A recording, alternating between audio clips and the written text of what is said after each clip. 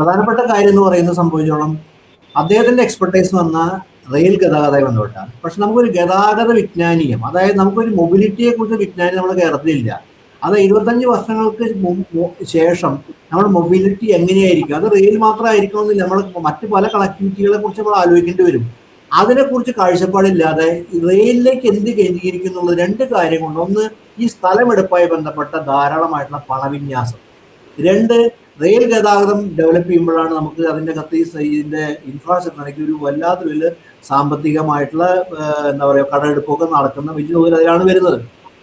അതുകൊണ്ടാണ് എനിക്ക് തോന്നുന്നു ഇതിനെക്കുറിച്ച് വലിയ നമ്മൾ തോന്നില്ല 85,000 കോടി നമ്മൾ ഫോക്കസ് ചെയ്യും. നമ്മളിപ്പോൾ അതേസമയം തന്നെ ഗതാഗത വിജ്ഞാനി എന്ന് വിളിച്ച് ഞാൻ ഉദ്ദേശിച്ച ട്രാവൽ മൊബിലിറ്റിയെ കുറിച്ചുള്ള ഒരു സോഷ്യോളജിക്കൽ കോൺസെപ്റ്റ് ഉണ്ടാക്കുന്നത്. അതായത് 25 വർഷത്തിന് ശേഷം നമ്മുടെ മൊബിലിറ്റി എങ്ങനെയായിരിക്കും, അത് ഓൺലൈൻ ഫെസിലിറ്റി കൂടുമോ, നമ്മുടെ പോലെ ഈ ഓൺലൈൻ ട്രാവലിന് പലതും പരിഹരിക്കാൻ പറ്റുമോ, സർവീസ് ഡീസെൻട്രലൈസ് ചെയ്യാൻ പറ്റുമോ, അങ്ങനെ മൊബിലിറ്റിയെ കുറിച്ചൊരു കാഴ്ചപ്പാട് ഈ സർക്കാരുകൾക്കില്ല. ഈ കേരളത്തിന്റെ കാഴ്ചപ്പാട് മാത്രമാണ് കേരളത്തിൽ ഇടതുപക്ഷം മുന്നോട്ട് വെച്ചത്. അവരെ പുരോഗമനം എന്ന് പറഞ്ഞാൽ ഈ കേരള നടുവ് കൂടിയോ സൈഡിൽ കൂടിയോ പോകുന്ന ഒരു റെയിൽ സംവിധാനമാണ് കേരളത്തിന് വികസനം കാണുന്നത്. അതായത് മൊബിലിറ്റിയാണ് എക്കണോമിയെ നിങ്ങൾ ചലിപ്പിക്കുന്നത്, മൊബിലിറ്റിയാണ്. ആ മൊബിലിറ്റിക്ക് എങ്ങനെയൊക്കെയാണ് മാറ്റുക, അതിനൊക്കെ എന്തൊക്കെ സഹായം. അപ്പോൾ അതായത് ഒരു ട്രാവൽ ഒരു നോളജ് വികസിപ്പിക്കാൻ സാധിക്കാതെ വെറും റെയിൽ നോളജ്, അത് വളരെ പരിമിതമായി, അതായത് അറിവിനെ തന്നെ വളരെ വളരെ പാർഷ്യലാക്കി മാറ്റുന്ന വിജ്ഞാനമാണ് കേരളം വികസിച്ചത്. അതാണ് ഒന്നാമത്തെ കാര്യം. പിന്നെ കേരളത്തിന് സാറിന് അറിയാലോ, സാർ നേരെ സൂചിപ്പിച്ചല്ലേ സെമി അർബൻ എന്ന് പറഞ്ഞു. ഈ മലയാളികളുടെ ഡൊമസ്റ്റിക് ടൂറിസം നോക്കാം, മലയാളികളുടെ ഡൊമസ്റ്റിക് ടൂറിസം അന്വേഷിച്ചു പോകാൻ അറിയുമോ? ഗ്രാമങ്ങളെ അന്വേഷിച്ചാണ് പോകും. എവിടെയാണ് കാര്യം അവർ ഗ്രാമങ്ങൾ അവരുടെ മനസ്സിലില്ല. അതുകൊണ്ട് പാലക്കാടൊക്കെ എവിടെ ഗ്രാമം ഉണ്ടെങ്കിൽ അവിടെ പോയിട്ട് താമസിക്കുന്നത്.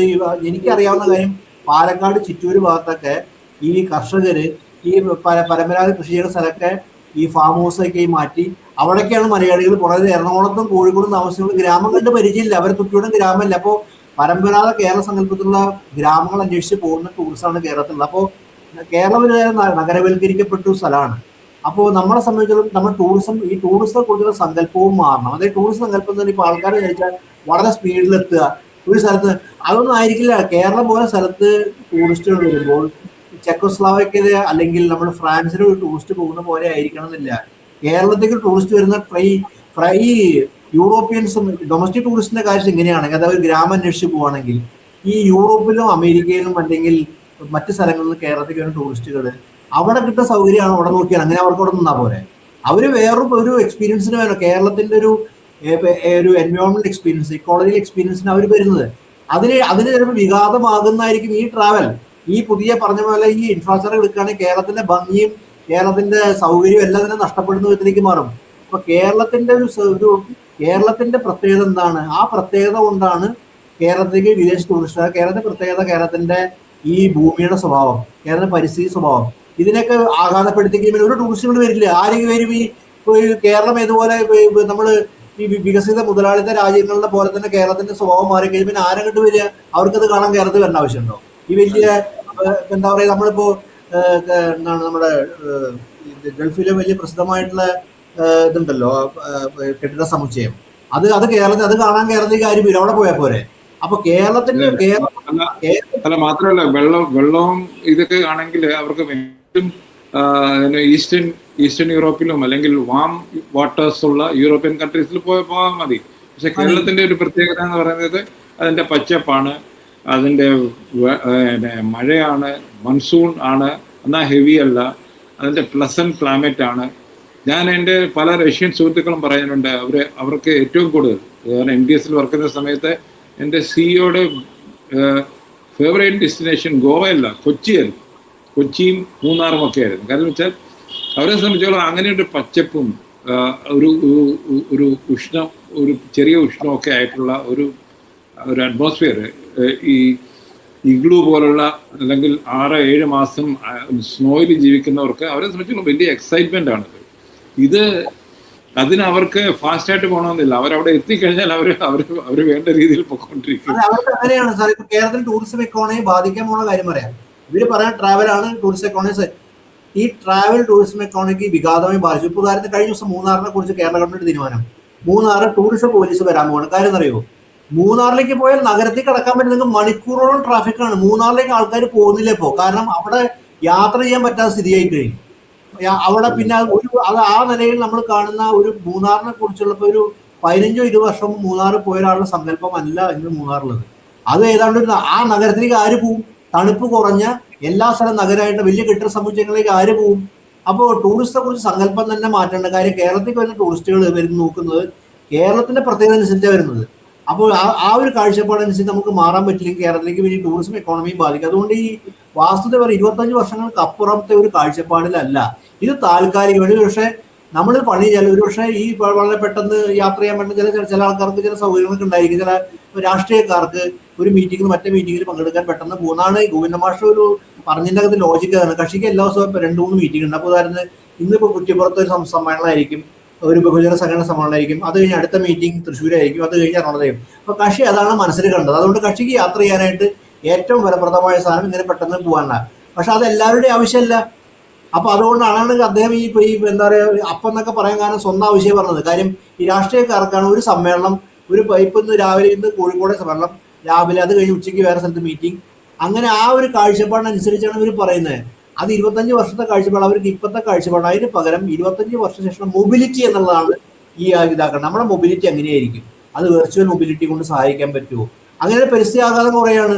അതുപോലെ തന്നെ നമ്മുടെ നിലവിലുള്ള റോഡ് സംവിധാനം കുറച്ചുകൂടി പ്രോപ്പർ ആക്കാൻ പറ്റുമോ? അതിനെങ്ങനെയും അതിന്റെ കണക്ടിവിറ്റി മര്യാദ. അതുപോലെ നഗരങ്ങൾ കേന്ദ്രീകരിച്ചുള്ള വലിയ പോലുള്ള ഈ ജാം അത് പരിഹരിക്കാൻ എന്തൊക്കെയാണ് നമുക്ക് ഓൾട്ടർനേറ്റ് അകത്തുള്ള വഴികൾ എന്നുള്ള രീതിയിലുള്ള ആലോചിക്കുകയാണെങ്കിൽ അത് ഫലപ്രദമായ രീതിയിൽ കേരളത്തിന്റെ സ്വഭാവത്തെയും കേരളത്തിന്റെ ഇക്കോണമിയും എല്ലാം തന്നെ ബാധിക്കും, എല്ലാത്തിനെയും ഗുണകരമായി ബാധിക്കും. അതിന് പകരം ഏക സൊല്യൂഷൻ ഈ സ്ഥലം ഏറ്റെടുത്തുകൊണ്ട് ഈ സെമി ഹൈസ്പീഡ്, വേറെ ഒന്നുമില്ല. അതിന് വിദേശത്ത് നമുക്ക് ഇമ്പോർട്ട് ചെയ്യണം, അതിന്റെ എക്യുപ്മെന്റ്സ് വിദേശത്ത് ഇമ്പോർട്ട് ചെയ്യണം, അതിന് പണം പല സ്ഥലത്ത് കണ്ടെടുക്കണം, നമുക്ക് താങ്ങാൻ പറ്റുന്നല്ല. ഇതുകൊണ്ട് നമുക്ക് റീപ്പ് ചെയ്യാനുള്ള എന്ത് മെക്കാനിസം നമുക്ക് ഉള്ളത് ഇതിനെക്കുറിച്ച് ഒരു വ്യക്തതയില്ല. ഇത് അടിച്ചേൽപ്പിക്കുക എന്നുള്ളതാണ്. അതായത് എങ്ങനെയെങ്കിലും നമ്മുടെ ഭാവനയിൽ പുറത്ത് അടിച്ചേൽപ്പിക്കുക, വേറെ ഒരു അത് തന്നെയാണ് നമുക്ക് കൺക്ലൂഡ് ചെയ്യാൻ പറ്റുന്നത്.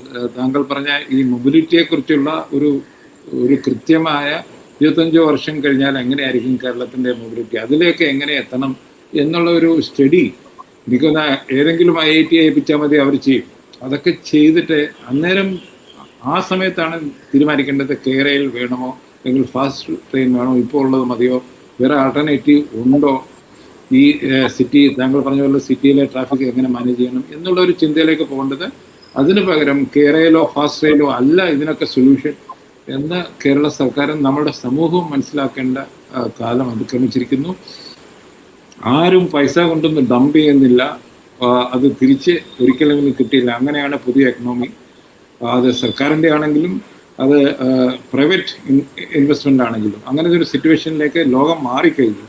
അത് മനസ്സിലാക്കാൻ മലയാളി ഇനിയും അമാന്തിച്ചുകൂടാ. ഇല്ലെങ്കിൽ ഇപ്പം ക്യൂബയിലെ പലതും നമ്മൾ കണ്ട പോലെ കണ്ടല്ലേ, ക്യൂബയിലെ ഒരു ഇംഗ്ലീഷ് പ്രൊഫസർക്ക് ബൈജു നായരുടെ വീഡിയോ ഞാൻ കണ്ടു. ഇംഗ്ലീഷ് പ്രൊഫസറെ ഒരു $10 അല്ലെങ്കിൽ $5 വേണ്ടി കെഞ്ചുവാണ്. എനിക്ക് കിട്ടുന്ന സാലറി $25 മാസം, അതുകൊണ്ട് കുടുംബം നയിക്കാൻ കഴിയുന്നില്ല, ട്യൂഷനൊക്കെ എടുത്താണ് ഞാൻ കഴിയുന്നതെന്ന് പറയുന്ന ഒരു സിറ്റുവേഷനിലേക്ക് നമുക്ക് പോകാനും പറ്റത്തില്ല. കാര്യം വെച്ചാൽ നമ്മളൊരു സ്വതന്ത്ര രാജ്യമല്ല. അപ്പോൾ അതുകൊണ്ട് ഇപ്പോൾ കിഫ്ബിയുടെ ലോൺ എടുത്തിട്ട് അതിൻ്റെ ഇമ്പാക്റ്റ് എന്താണ്? നമ്മൾ കേരളത്തിൻ്റെ തന്നെ പൊതുക്കടത്തിൻ്റെ തോത് ഒരു കാര്യമല്ല സാറ്, നമുക്ക് ഈ കിഫ്ബിയെ കുറിച്ചൊരു ചർച്ച വളരെ അത്യാവശ്യ കാര്യം. കിഫ്ബിയെ കുറിച്ച് കഴിഞ്ഞ ദിവസം നോക്കാം, കിഫ്ബിയുടെ കടം തിരിച്ചടയ്ക്കേണ്ട സമയം ആരംഭിച്ചു. റീപേയ്മെന്റ് 60,000 കോടി റീപേയ്മെന്റ് സമയം ആരംഭിച്ചു. അപ്പോൾ ഈ റീപേയ്മെന്റ് എങ്ങനെയാണ് സോഴ്സ് ചെയ്യാൻ പോകുന്നത് എന്നുള്ള കാര്യം ഇടക്കാലത്ത് ഒരു വാർത്ത ഉണ്ടായിരുന്നു. ഈ കിഫ്ബി പണിത റോഡുകൾ നാളെ ടോൾ റോഡുകളായി മാറുന്നത്. അത് ജനങ്ങൾക്ക് അതിന് വാർത്ത ഉണ്ടായിരുന്നത് യാഥാർത്ഥ്യമല്ല. അത് കിഫ്ബി പണം ഉപയോഗിച്ച് പണിത റോഡുകളെല്ലാം ടോൾ റോഡുകളായി മാറും. അതായത് നമ്മുടെ വീട്ടിലുള്ള സൈഡിൽ കൂടെ ദേശീയപാത മാത്രമല്ല, അപ്പൊ എല്ലാം ടോൾ റോഡാക്കി. ബേസിക് പ്രശ്നമെങ്കിൽ കിഫ്ബിയുടെ 60,000 കോടി എങ്ങനെ തിരിച്ചടയ്ക്കണം, അതിന്റെ വരുമാനം എന്തായിരിക്കും എന്ന കാര്യം. അത് ഗവൺമെന്റ് സ്കൂൾ ഫണ്ട് കൾച്ചറൽ സമുച്ചയമാക്കി അത് അവരൊക്കെ തിരിച്ചടക്കാൻ തുടങ്ങുമോ എന്നുള്ള, അത് തിരിച്ചടക്കാനുള്ള പൈസ അവിടെ ഉണ്ടോ എന്നുള്ളൊരു ചോദ്യമൊക്കെ വരുന്നു. അതാണ് ഞാൻ പറഞ്ഞത്. ഈ റിട്ടേൺ ഓൺ ഇൻവെസ്റ്റ്മെന്റ് പ്രത്യേകിച്ച് കടമെടുത്തിട്ടാണെങ്കിൽ അത് വളരെ ഹെവി ആയിരിക്കും ഏത് എക്കണോമിയിലും ഏത് സമൂഹത്തിലും. അത് കേരയിൽ പോലുള്ള പ്രൊജക്റ്റുകൾ, ഹൈ സ്പീഡ് പ്രൊജക്റ്റുകൾ കൂടുതൽ പ്രശ്നത്തിലേക്ക് കേരളത്തിൻ്റെയും സമൂഹത്തെയും സാമ്പത്തിക രംഗത്തെയും കൊണ്ടുപോകാൻ സാധ്യതയുണ്ട്. അതുകൊണ്ട് താങ്കൾ സജസ്റ്റ് ചെയ്ത പോലെ ഒരു മൊബിലിറ്റി സ്റ്റഡി ആദ്യം സർക്കാർ കൊണ്ടുവരട്ടെ. എന്നിട്ട് തീരുമാനിക്കുക നമുക്ക് ഫാസ്റ്റ് ട്രെയിൻ വേണോ, എയർപോർട്ട് വേണോ, അതോ റോഡുകൾ കൂടുതൽ ഫലപ്രദമാക്കിയ മതിയോ എന്നുള്ള എന്നൊരു തീരുമാനത്തിലേക്ക് നമ്മളുടെ ചിന്ത അല്ലെങ്കിൽ നമ്മളുടെ ഡിബേറ്റ് മാറേണ്ടിയിരിക്കുന്നു. അങ്ങനെ ഉണ്ടാകും എന്ന് പ്രതീക്ഷയുണ്ട്. നിർത്തുന്നു. നന്ദി, നമസ്കാരം.